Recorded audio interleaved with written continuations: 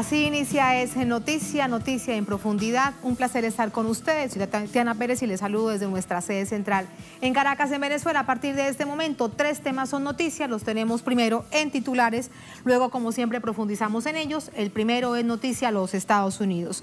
La defensa de Venezuela y la agresión se expresan en un solo lugar, en la Embajada de Venezuela en Washington. Vamos a contarles lo que ha pasado durante esta jornada, por qué se viola la Convención de Viena en términos de derechos internacionales y algo que también resulta transversal. ¿Qué pasa con el derecho de los ciudadanos estadounidenses que se encuentran allá al interior? Tenemos el panorama y lo analizamos.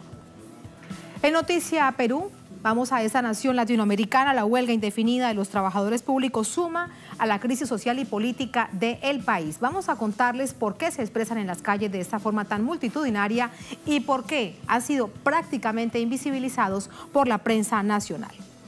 Tercer tema que es noticia, Brasil. Nos vamos hasta el gigante suramericano. Poco a poco el gobierno del presidente Jair Bolsonaro revela lo que significa esta liberación del porte de armas. Hay muchísima preocupación. Expertos dicen que hay 19 millones de personas que podrán acceder muy fácilmente a las armas, lo cual también señalan a través de los estudios científicos, más armas, más violencia en el país. Tenemos el panorama en Noticia que así comienza. Bienvenidos, bienvenidas.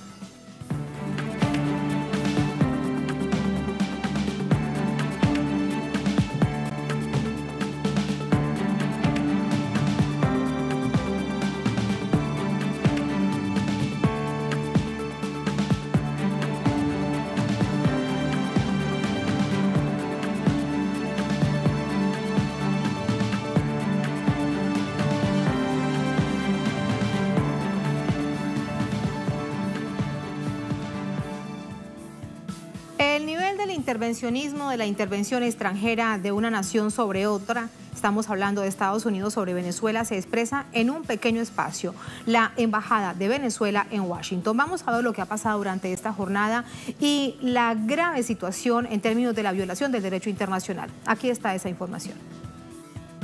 La víspera, el colectivo de protección de la embajada, integrado por las organizaciones internacionales COPING y PopularResistance.org, fueron sorprendidos por activistas de Voluntad Popular, dirigidos por Carlos Vecchio, funcionario designado para Estados Unidos por el autoproclamado Juan Guaidó, de ordenar el corte de energía eléctrica. Desde días atrás ya habían bloqueado el acceso de alimentos e insumos básicos y se mostraban peligrosamente agresivos contra los activistas. Los defensores de derechos humanos de origen estadounidense se encuentran desde hace semanas en territorio venezolano por consentimiento del gobierno bolivariano.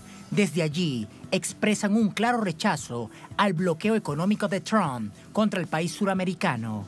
El precio es presiones, violencia policial, racismo y la vulneración de sus derechos como ciudadanos estadounidenses. Un ejemplo de ello fue la agresión y arresto por parte de la policía estadounidense de un veterano en silla de ruedas que asistió en apoyo de los manifestantes. La Cancillería venezolana elevó la denuncia y recordó que se trata de una violación del derecho internacional desde la Casa Blanca.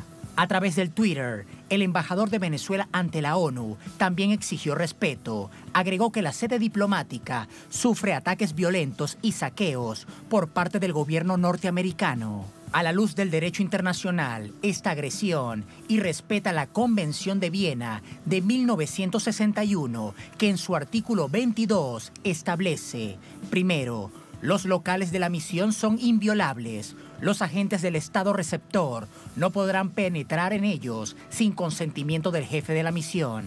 Segundo, el Estado receptor tiene la obligación especial de adoptar todas las medidas adecuadas para proteger los locales de la misión contra toda intrusión o daño y evitar que se turbe la tranquilidad de la misión o se atente contra su dignidad. Y tercero, los locales de la misión, su mobiliario y demás bienes situados en ellos, así como los medios de transporte de la misión, no podrán ser objeto de ningún registro, requisa, embargo o medida de ejecución. De igual modo, en su artículo 45 se establece que en caso de ruptura de las relaciones diplomáticas entre dos estados o si se pone término a una misión de modo definitivo o temporal, a. el Estado receptor estará obligado a respetar y a proteger, aun en caso de conflicto armado, los locales de la misión, así como sus bienes y archivos. B. El Estado acreditante podrá confiar la custodia de los locales de la misión, así como de sus bienes y archivos, a un tercer Estado aceptable para el Estado receptor. Según esta Carta Jurídica Internacional, el gobierno de Donald Trump tiene la obligación de no permitir las acciones ilegales orquestadas por factores de la ultraderecha venezolana. Sin embargo, el mundo asiste al quebrantamiento de las legislaciones internacionales como guión de Washington para derrocar un gobierno. ¿Qué ha pasado al final de esta jornada? Nos conectamos vía telefónica a Washington con nuestra corresponsal Alina Duarte. Alina, ¿cómo estás? Buenas noches. Sigues allá a las afueras de la Embajada de Venezuela en Estados Unidos. ¿Qué pasa? Cuéntanos de ese panorama. Hola, ¿qué tal, Tatiana? Muy buenas noches. Así es, saludos a todos el auditorio. Han sido jornadas bastante tensas los últimos días, con detenciones, con acoso, incluido a nuestro canal, simplemente por ser miembros de Telesur, la oposición ha impedido que desarrollemos nuestro trabajo con tranquilidad. Ha habido agresiones físicas, amenazas, y eso es constante. No solamente lo hemos denunciado nosotros, han sido otros periodistas quienes también han sido objeto de estas agresiones verbales y físicas. Esto se ha recrudecido sobre todo la tensión. El día de ayer lo que veíamos es que en anuencia con el gobierno de Estados Unidos, la oposición venezolana había logrado presionar a tal grado de cortar la energía eléctrica de las instalaciones y servicios básicos, también como el agua. Sin embargo, a través de las redes sociales, el colectivo de protección de la embajada insistió en que no va a ceder en este amedrentamiento, y lo que dicen es que van a permanecer dentro de las instalaciones, sin importar que en estos momentos a las afueras hay una oposición tranquila, esperando a tener más noticias. También ellos son los que han presionado, están bastante divididos también entre ellos, ya que unos exigen ya entrar a las instalaciones, como ya lo escuchábamos, violando toda regla o derecho internacional.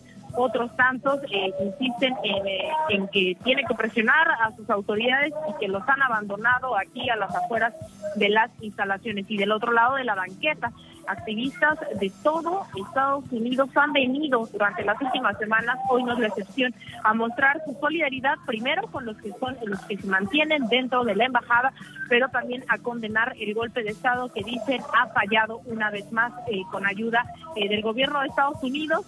Bien lo decía el canciller Jorge Arreaza, esta vez Estados Unidos no está detrás del golpe, sino se encuentra delante de él. Entonces, bueno, esta es la situación que se vive, una tensa calma en espera de ver si el gobierno de Estados Unidos se atreve o no a violar la Convención de Viena, como bien lo decían, de 1931, y violar todo orden, todo derecho internacional. Tatiana.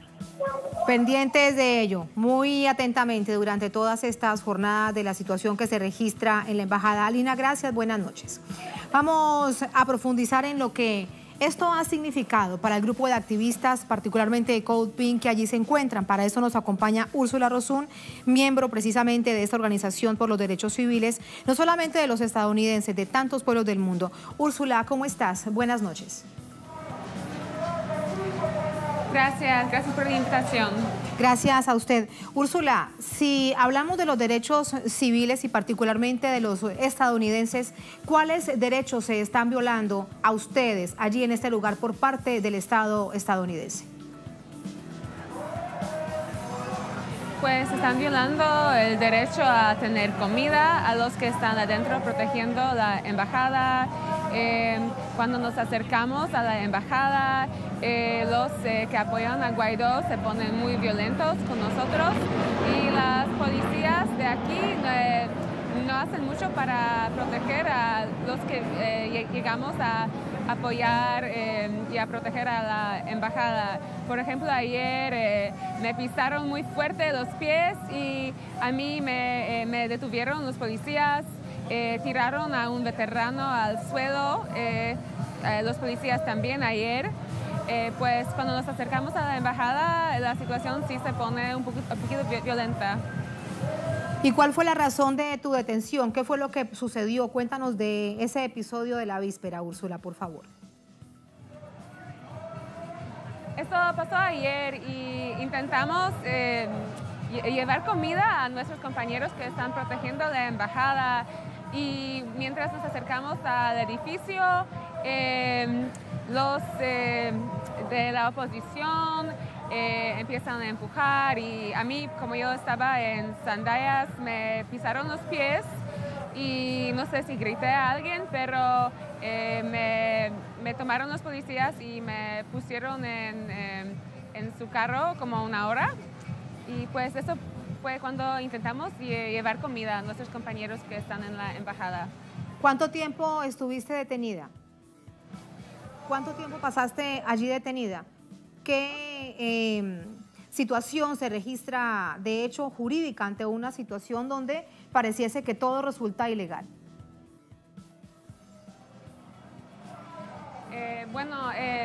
A mí no me detuvieron tanto tiempo, pero a un veterano, él sigue detenido en la cárcel aquí en Washington, D.C. El señor es el presidente de Veteranos por la Paz y también estaba intentando llevar comida a los que están ahí adentro. Pues a mí me dejaron salir porque nunca he estado arrestada, pero a él lo siguen deteniendo. Pero ¿cuál es el delito que se cometía según la policía? ¿Cuál es el delito que aducen para llevarlos a ti detenida por poco tiempo y a él incluso hasta hoy? ¿Cómo? Sí, dime, Úrsula. Sí, a él le detuvieron por tirar misiles, como le decían que estaba tirando cosas como armas hacia la embajada, pero nada más de verdad él intentó tirar un pepino a la ventana y por eso le detuvieron. Pero primero lo tiraron al suelo y me acuerdo que vi al señor como con sangre en la cara por cómo lo tiraron los policías. Pero nada más intentó dar un pepino a los adentro. De hecho, mientras nos cuentas esto, hemos visto las imágenes de esa agresión brutal de la fuerza pública sobre este activista por los derechos civiles, de este veterano estadounidense. Ahora, Úrsula, ¿la situación al interior cuál es? No hay energía eléctrica, no hay agua, la situación está compleja. ¿Cuánto tiempo crees que realmente se pueda resistir ante una embestida de esas características? Pues ya han estado ahí en la embajada protegiendo el edificio por 30 días y vamos, de verdad no sabemos porque ya todavía no han dicho los que están ahí adentro cuánto tiempo se van a quedar. Hoy salió un señor, miembro de los Veteranos por la Paz, y los adentro van a quedarse hasta haya una resolución diplomática para proteger la embajada. ¿Qué los inspira, Úrsula? Ustedes son ciudadanos estadounidenses, no son venezolanos. ¿Qué los inspira a estar allí y defender este pedacito de territorio venezolano dentro de los Estados Unidos? Pues somos parte de un movimiento internacional de gente que apoya a los derechos humanos, que apoya a la paz, y sabemos que gente en Venezuela también está luchando para construir una vida digna, y lo mismo queremos hacer aquí. Aquí también hay luchas, también estamos luchando para la salud, para la educación, y sabemos que estas luchas para derechos humanos juntan a nosotros todos por todas partes.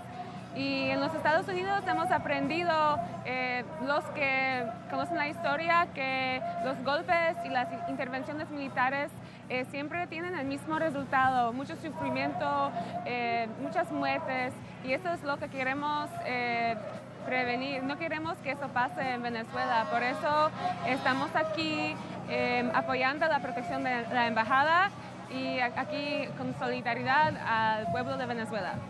¿Sienten que se suman más apoyos, más activismo desde los derechos humanos?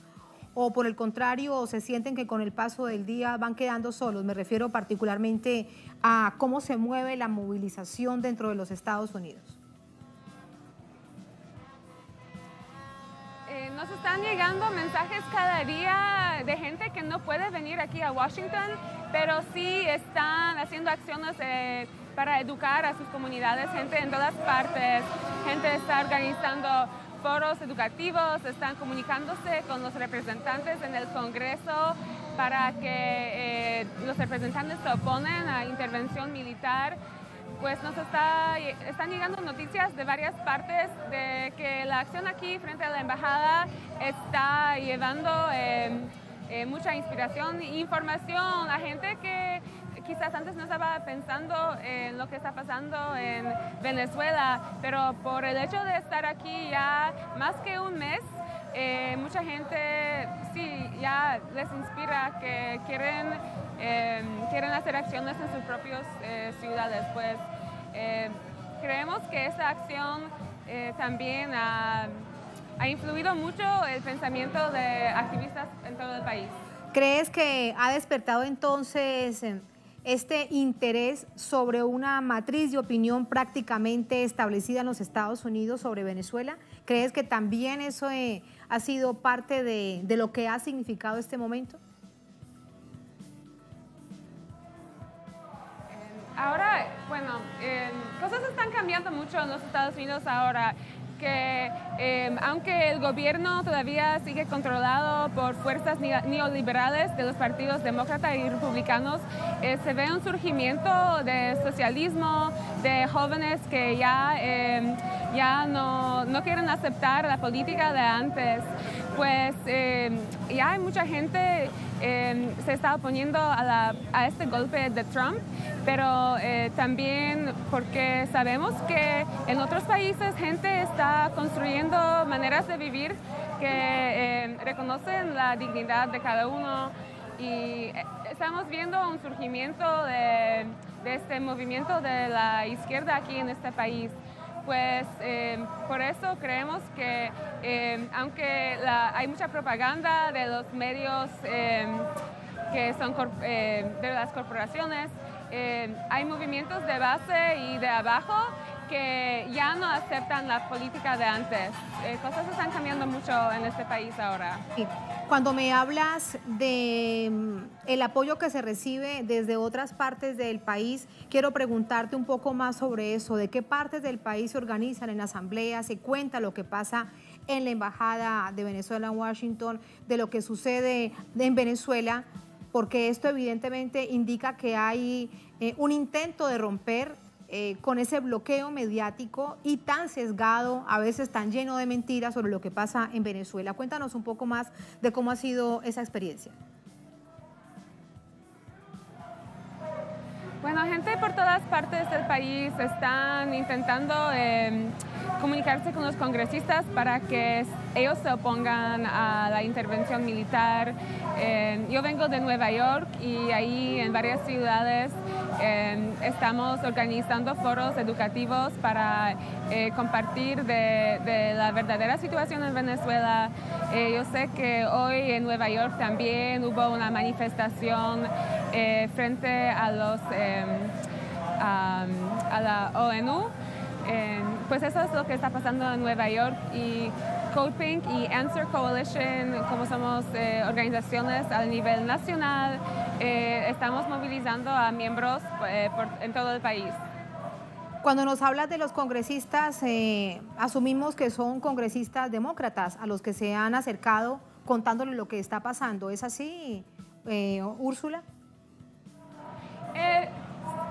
Sí, pero son muy pocos todavía que se atreven a decir la verdad y hablar en contra de la política estadounidense de guerra. Pero sí, poco a poco, como dije, cosas están cambiando y poco a poco hay congresistas en el gobierno que sí están, que se ve que ya están influidos por esos movimientos sociales que son más de la izquierda y más a favor de derechos humanos. Me queda algo por preguntarte. Sectores que más se movilizan sobre estas causas. Ustedes también hemos visto a través de todos estos años cómo han exigido que Estados Unidos deje las invasiones, que acabe con esa política exterior de carácter guerrerista. Un asunto transversal es la causa palestina. Ahora vemos también la defensa por la soberanía de Venezuela. Más jóvenes, más veteranos, profesionales. ¿Cómo nos podrías ofrecer la radiografía de quienes los acompañan a ustedes hoy en día? Bueno, aquí en Washington, cuando yo llegué el sábado, había cientos de personas de varias edades, de varias razas. Era un grupo muy de varios colores, varias razas. Yo en Nueva York soy parte de la campaña de los pobres, The Poor People's Campaign, y ahí hay muchos activistas también que son jóvenes y también más ancianos y jubilados. Ahora se ve que los jóvenes sí se más oponen a las guerras de los Estados Unidos y también la gente más anciana, pero todavía falta gente que es profesional, pero se ve que son...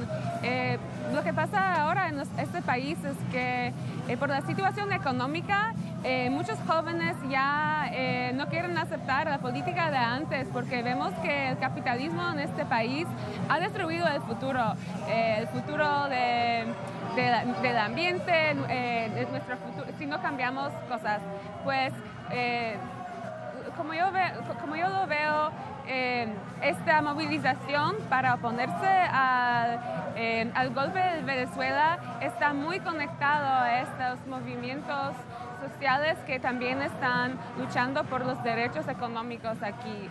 Y yo lo veo como soy parte de Poor People's Campaign, campaña de los pobres, que sí somos los que vemos la interconexión de las varios temas que nos afectan, sea la salud, los fondos para la educación, porque aquí en este país hay 44 millones de personas que no tienen seguro médico, por ejemplo, que no pueden tener atención médica. Y pues hay que preguntarse por qué este gobierno de Trump, pero también los gobiernos de antes, hablan tanto de derechos humanos, se preocupan tanto por derechos humanos y quieren lanzar la guerra contra otros países cuando no pueden satisfacer los derechos humanos en este país.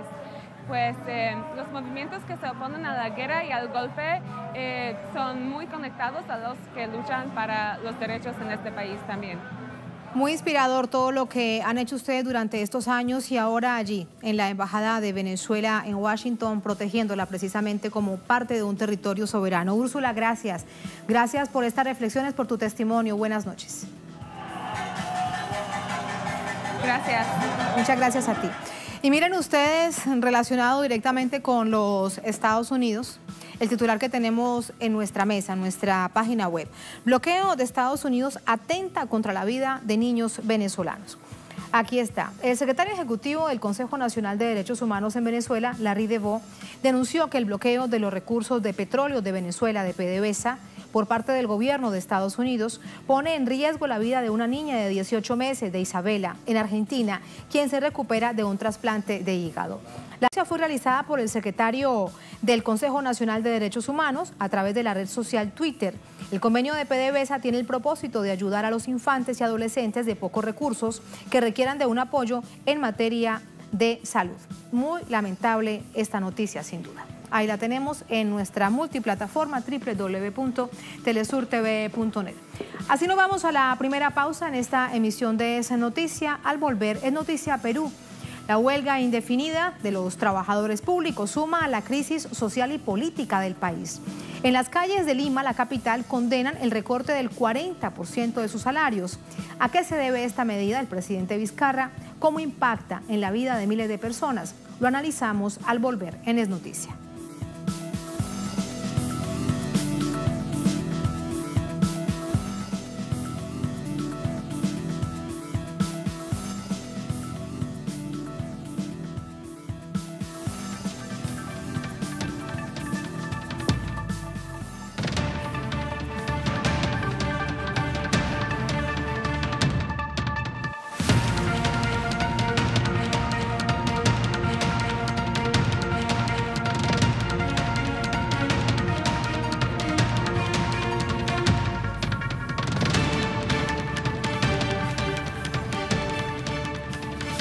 En Noticia Perú, el gobierno del presidente Vizcarra enfrenta a diversos sectores en huelga indefinida, entre ellos más de 4.000 trabajadores estatales del registro civil y 1.200 obreros mineros. Detalles a continuación. Los trabajadores del Registro Nacional de Identidad y Estado Civil, RENIE, cumplieron 2 días en huelga indefinida en rechazo a la política del gobierno del presidente Vizcarra, que pretende desconocer las medidas judiciales con las que lograron el aumento de sus salarios. Lo invalida, a pesar de que ya ha sido reconocido, lo hemos venido percibiendo desde el año 2008. Automáticamente, y ahora con este nuevo gobierno quiere implantar su nueva reforma laboral, rebajándonos los laudos arbitrales, prácticamente eliminando los laudos arbitrales para así que los trabajadores sufran ese 45% menos de su sueldo. Según el gremio sindical, los descuentos salariales empezarían a tener vigencia desde este mes de mayo, dando lugar a que muchos de los trabajadores lleguen a percibir salarios por debajo del mínimo vital establecido por el gobierno. Si nosotros trabajamos, es justo que tengas un sueldo. Si te menoran el sueldo a la mitad, usted quería con una mitad de sueldo en la economía familiar. Movilidad, alimentación, vestimenta, no alcanzaría para nada. Realmente es un problema para todos los trabajadores que estamos acá. Eso nos ha afectado en la canasta familiar y por ello que estamos reclamando nuestros derechos como nos compete, ¿no? En el Ministerio de Trabajo coincidieron la protesta de estos trabajadores estatales con la del Sindicato de Obreros de la Transnacional Suiza, Glencore, quienes aseguran que esta minera no les paga utilidades y los obliga a laborar en socavones sin los equipos ni la alimentación adecuada. Basta de tanta explotación que nos explotan y fácilmente se lo llevan nuestra riqueza de nosotros, aprovechando que las autoridades acá en nuestro país no hacen cumplir las leyes, las normas de las leyes que tenemos en el Perú. Toda la corrupción que hay con todas las autoridades, y eso es lo que aprovechan. La situación de conflictividad que enfrenta el presidente Vizcarra se complica cada vez más. La próxima semana, 19 regiones del país acatarán un paro nacional agrario. ¿Y cómo finaliza esta jornada? De inmediato conversamos de ello con Jaime Herrera, nuestro corresponsal desde Lima. Jaime, buenas noches. Cuéntanos la convocatoria. Hay algunos sectores que han dicho que resultó masiva. El gobierno guarda prácticamente silencio, al igual que los medios de comunicación. Hemos revisado en último momento antes de entrar a estudio la prensa local y realmente la huelga indefinida en los medios peruanos no existe, Jaime. Realmente, Tatiana, es una preocupación de los trabajadores de los distintos sectores que están acatando estas huelgas indefinidas. Casualmente hoy y ayer, cuando se desarrollaban estas movilizaciones, muchos decían, ¿qué es lo que pasa con los medios de comunicación que no acompañan, sobre todo los locales, los nacionales, a esta medida de protesta que sobre todo generaría, tal como lo han dicho los trabajadores, situaciones de pobreza? Porque hay gente que actualmente tiene salarios que apenas alcanzan los 2.000 soles y que con el recorte del 45% de este y con los descuentos que se les hace, podrían inclusive estar por debajo del salario mínimo vital. Eso es lo que obviamente ha generado la preocupación de este sector de más de 4.000 trabajadores del registro civil, RENIE, como se conoce acá. Pero esta es una situación, Tatiana, que no solamente atañe a esta institución del Estado, sino a otras instituciones que también han logrado aumentos salariales en el transcurso de los últimos años gracias a laudos arbitrales. Hablamos, por ejemplo, de los trabajadores del Banco de la Nación, los trabajadores de los correos, de Serpos, que son la empresa estatal de correos. Hablamos también, por ejemplo, de los registros públicos, hablamos de la Superintendencia Nacional Tributaria, que también podrían sufrir estos recortes debido a que, como ya lo dieron a conocer los dirigentes, el gobierno del presidente Martín Vizcarra no está reconociendo la validez de estos laudos arbitrales que se dieron en algunos casos el año 2008 o el año 2012 y que ya venían disfrutando de esos aumentos estos trabajadores y que ahora desgraciadamente podrían ser recortados. Pero no solamente es un tema, tal como lo decías, del sector estatal, también el sector privado iría en esta huelga de los trabajadores de la minera Quenuales, de la transnacional suiza Glencore, han salido a las calles, están ellos prácticamente ya 8 días en huelga indefinida sin ningún tipo de solución. A ellos no les están pagando, dicen, de manera adecuada sus salarios, ni tampoco lo que corresponde a cada año, lo que se les paga a ellos por las ganancias de esta empresa minera, pero también están trabajando en condiciones bastante paupérrimas. Decían, entran a los socavones sin los equipos adecuados, a veces mal alimentados, y eso obviamente deviene en enfermedades, en problemas de salud ocupacional que el Estado no está atendiendo, Tatiana. Con respecto a ello, bien revisaba el informe que nos enviabas y es prácticamente la esclavitud. ¿Nadie del gobierno se pronuncia, permite que esto sea así a ojos vistas? Estamos hablando de un sector, Tatiana, que entre comillas es formal, donde la gente puede, gracias a su sindicato, hacer huelga, donde la gente puede obviamente salir a las calles y reclamar en el Ministerio de Trabajo, que por cierto hasta el momento no ha dicho nada al respecto de este tema. Pero tal como tú lo has dicho, estamos hablando de temas de esclavitud moderna, como ya lo hemos dicho en algunos informes anteriores. Empresas que no se formalizan justamente para evitar dar a conocer qué es lo que pasa con sus trabajadores. Sin embargo, el Ministerio de Trabajo, que tiene una superintendencia que debería estar regulando el cumplimiento de los derechos laborales, pareciera que no tiene mucho presupuesto o mucho personal y no sale a las calles a conocer en qué condiciones están trabajando muchos en empresas mineras, en empresas ladrilleras, en empresas que se dedican a distintas actividades y que justamente contratan a obreros, a veces por salarios bastante miserables o en algunos de los casos inclusive solamente por alimentos, lo que ya se ha conocido por esclavitud moderna y que inclusive la Defensoría del Pueblo ha reconocido de esta existencia, que inclusive tiene a niños trabajando en estas actividades. Ese es el contexto de esta huelga indefinida. Jaime, gracias. Buenas noches.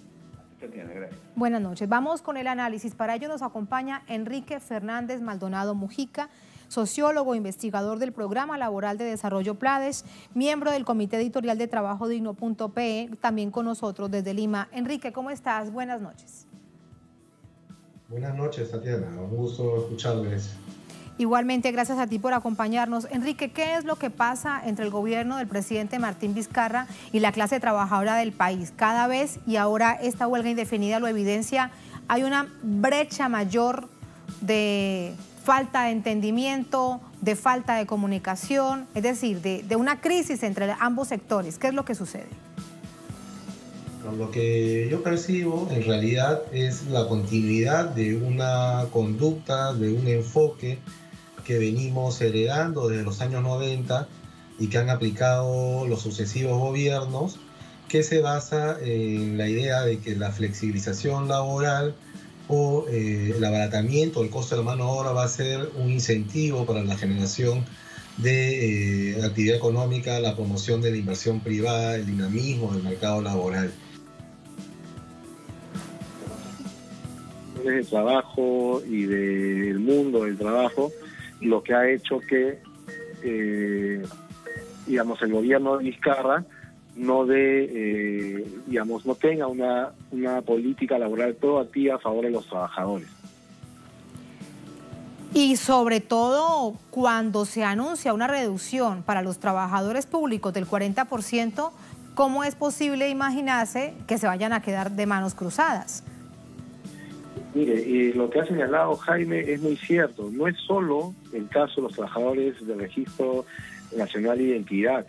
En realidad son varias las sectores, varias las organizaciones sindicales que tienen este problema de incumplimiento de laudos arbitrales que arrastran de años pasados y que tienen un problema principal en la negativa del Ministerio de Economía de habilitar el presupuesto para cumplir con estos laudos arbitrales. El Ministerio de Economía no quiere dar el presupuesto para que se haga efectivo las demandas judiciales y después los laudos, porque dicen que eso va a alterar el equilibrio presupuestal. Pero el Perú durante mucho tiempo estuvo creciendo a una tasa importante y aun cuando tenía liquidez para hacerlo no lo hizo, y esto es, digamos, la razón de fondo, ¿no? El milagro peruano, como se le conoció en los últimos 10 años, producto de todo el efecto de los commodities, no ha tenido una relación directa con la clase trabajadora. Eso es parte de lo que hoy también se ha denunciado. ¿Cómo afecta esta situación la ya complicada crisis política del país? Y sobre todo para el presidente Vizcarra.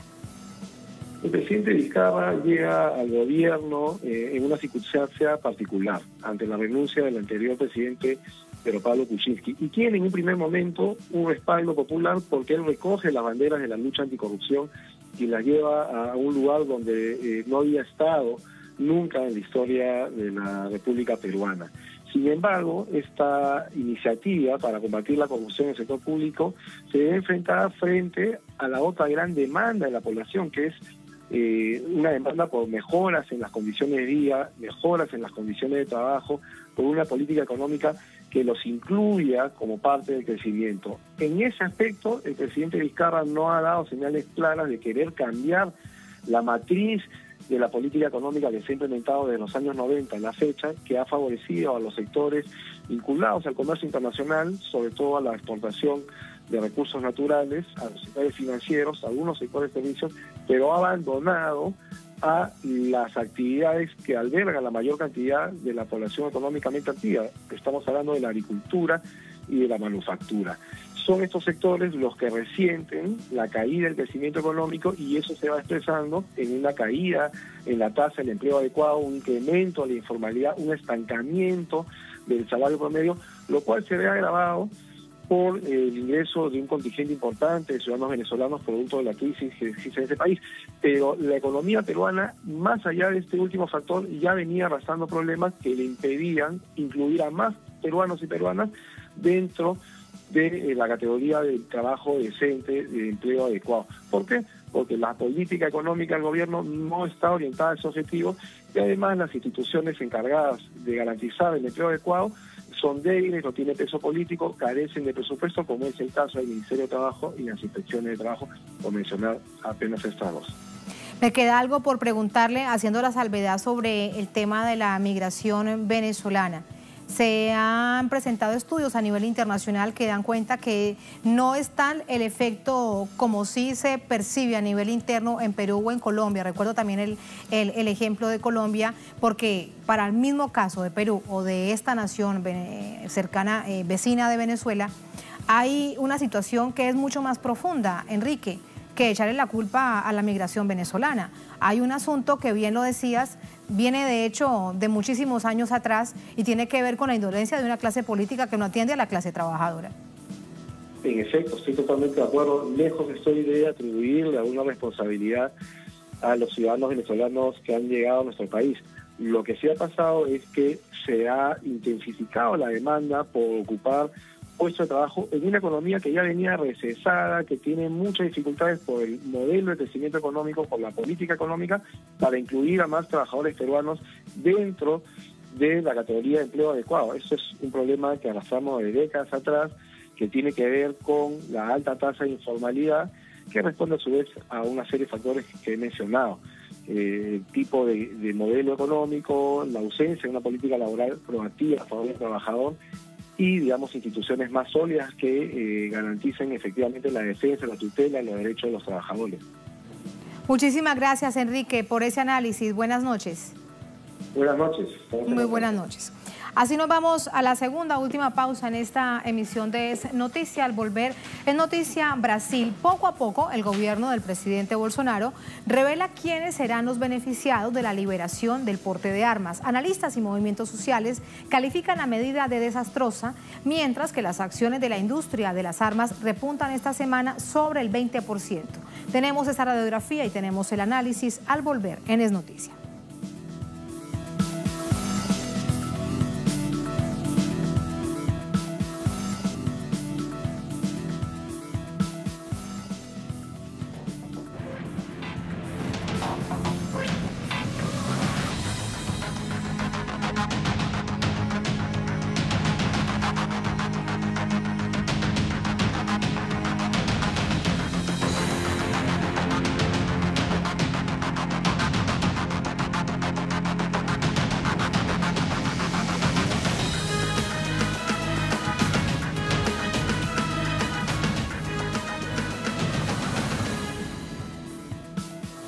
Es noticia Brasil. El gobierno de Jair Bolsonaro reglamenta el porte de armas en la vía pública para 20 categorías sociales, facilita el acceso a los dispositivos, a las balas, a lo que significa el porte en sí mismo. Progresivamente el presidente aplica una de sus propuestas estrellas durante la campaña presidencial de 2018. Detalles a continuación. El decreto firmado por el presidente Jair Bolsonaro esta semana facilita la posesión, transporte y venta de armas en Brasil, además de liberar sus importaciones. La orden garantiza el derecho de solicitar el porte de armas a 20 categorías profesionales, además de las fuerzas de seguridad, entre ellos políticos, periodistas que realicen coberturas policiales, abogados, camioneros, propietarios de haciendas rurales, agentes de tráfico, cazadores y tiradores deportivos. El decreto da luz verde a estos colectivos para circular armados por la calle. También elevó el límite en la compra de municiones a 5.000 cartuchos por año para armas normales, dejando atrás el límite anterior de 50 cartuchos por año para el ciudadano promedio, con límites discrecionales para los soldados, la policía, los cazadores y algunas otras categorías dejadas al ejército brasileño. Para ello, el gobierno eliminó uno de los requisitos del Estatuto del Desarme de 2003, que exigía que los interesados en usar un arma demostrasen ante la Policía Federal la necesidad de contar con esa protección. A partir de ahora, basta con ser mayor de 25 años, no tener antecedentes penales y presentar un certificado de aptitud psicológica. Ya en enero, Bolsonaro aprobó un decreto que posibilitó que cada ciudadano compre hasta 4 armas y acabó con la obligatoriedad de que la Policía Federal evalúe previamente los argumentos con los que el comprador certifica que necesita un arma. El Congreso estudiará la constitucionalidad del decreto, en tanto organizaciones sociales y especialistas denuncian que el Ejecutivo hace caso omiso a estudios que asocian el aumento de los índices de violencia al acceso de armas. En Twitter, el presidente del Movimiento de los Trabajadores Rurales Sin Tierra, João Pedro, aseguró que se trata de una política de inseguridad pública y que la propia policía siempre advirtió que el uso de armas por la población solo aumenta la violencia, mientras la violencia social es hija de la desigualdad social y no se resuelve con el lobby de la Taurus. Con la firma del decreto, las acciones del mayor fabricante de armas brasileño, la empresa Taurus, incrementaron un 21% esta semana. Desde su candidatura, Bolsonaro mostró especial interés en la liberación del porte de armas y prometió la instalación en Brasil de fabricantes de armas extranjeros. Ahí están los hechos con el contexto. La pregunta sin duda es ¿qué es lo que hay detrás? La fundamental, ¿qué es lo que hay detrás de esta decisión del presidente Jair Bolsonaro? Para ello conversamos con Marina Lacerda, ella es defensora de derechos humanos, doctora en ciencias políticas, con nosotros desde Brasilia. Marina, ¿cómo estás? Buenas noches. Buenas noches, Tatiana. Buenas noches a los espectadores del Telesur. Un gusto estar acá. Muchísimas gracias. Marina, el presidente Bolsonaro dice que esto es un asunto de seguridad pública y que así va a mejorar la situación en un país ya muy violento en sí mismo si revisamos las cifras del continente. ¿Cómo parte entonces la nación en sí misma desde esta medida y cómo lo ves hacia el futuro cuando ya es un hecho esta liberación del porte de armas?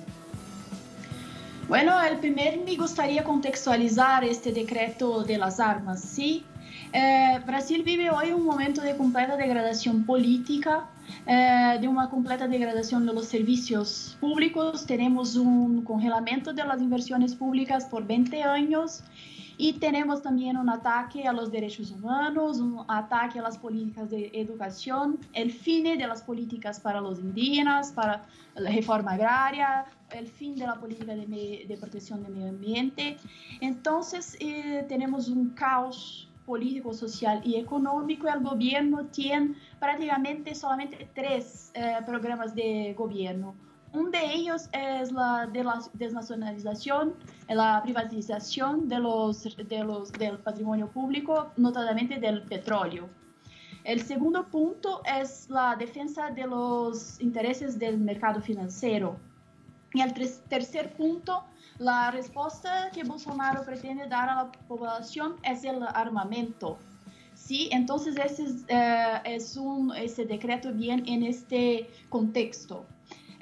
Como ha dicho la materia, ha ampliado bastante el porte de armas y mira, no es solamente la posibilidad de tener una arma, pero también de caminar con ella para donde quiera que va. Incluso flexibiliza la posibilidad de viajar en avión con arma.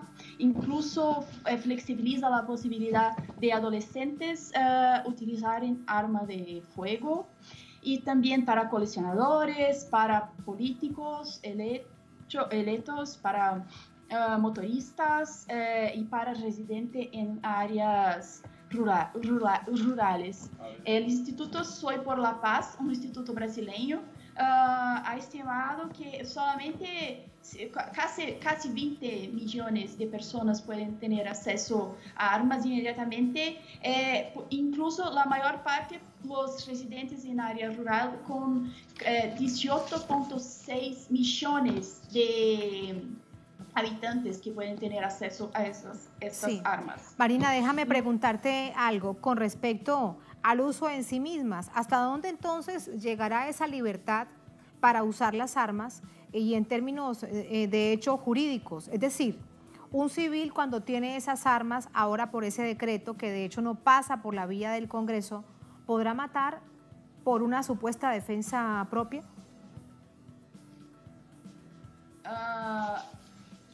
Está en discusión en el Congreso brasileño una posibilidad de la flexibilización de eso que sería una excludente de ilicitud. O sea, si estoy nervioso, si estoy malo, quizás puedo, si mato a una persona en esta situación, la justicia puede comprender que no hay un crimen en esta situación. Pero el fato que las personas pueden caminar con armas en las calles es obvio que los índices de homicidios van a crecer indistintamente. Y lo que es importante es que me gustaría decir, ha mencionado el João Pedro Stedley, que el ministro de la Casa Civil, Onyx Lorenzoni, ha dicho que las armas en el campo son para garantir la propiedad. Entonces, es un completo de respeto a los valores humanistas, a los derechos humanos, decir que se puede tener armas para garantir la propiedad y no para garantir la vida. Eso es muy importante. Y incluso es importante decir que en 2017, los últimos datos que tenemos, han sido muertos 110 indígenas en conflictos rurales en Brasil. En el año pasado hemos tenido 1.500 conflictos en el campo en Brasil. Entonces la situación ya es dramática. Y ahora con la ampliación del pose de armas, eso es obvio que eso va a empeorar. Me queda algo por preguntarte brevemente porque estamos a punto de despedir lamentablemente en un asunto que resulta tan complejo y que tiene tanto de profundidad, y es cómo garantizar que estas armas no lleguen al crimen organizado. No hay cómo garantizar. En este contexto no hay cómo garantizar. Este es el problema. Ya no tenemos control sobre el crimen organizado y ahora con la liberación del comercio de esa manera no hay cómo garantizar. Es una situación absolutamente crítica que estamos viviendo. Gracias, Marina, por ese análisis, por estas reflexiones. Buenas noches. Buenas noches. Muy buenas noches. Un gusto. Buenas noches para ustedes también, un gusto para nuestra invitada, un gusto para nosotros compartir con todos ustedes este análisis de coyuntura, temas muy complejos de América Latina y del mundo, que lo ven ustedes aquí a través de la pantalla de Telesur y en este caso en Noticias. Así cerramos nuestra pantalla tradicional, nos quedamos en redes sociales, @Noticia Telesur, @Tatiana Telesur durante esta jornada. Otro hecho fue noticia, un asunto para recordar, porque miran ustedes, la falta de memoria es muy grave en momentos en donde hay tantas tensiones sobre las posibilidades belicistas y justo ahora, en el punto en donde nos encontramos, hablando de la geopolítica mundial. Los dejamos con esas imágenes, ya van a ver de qué se trata. Hasta mañana, sigan con nosotros.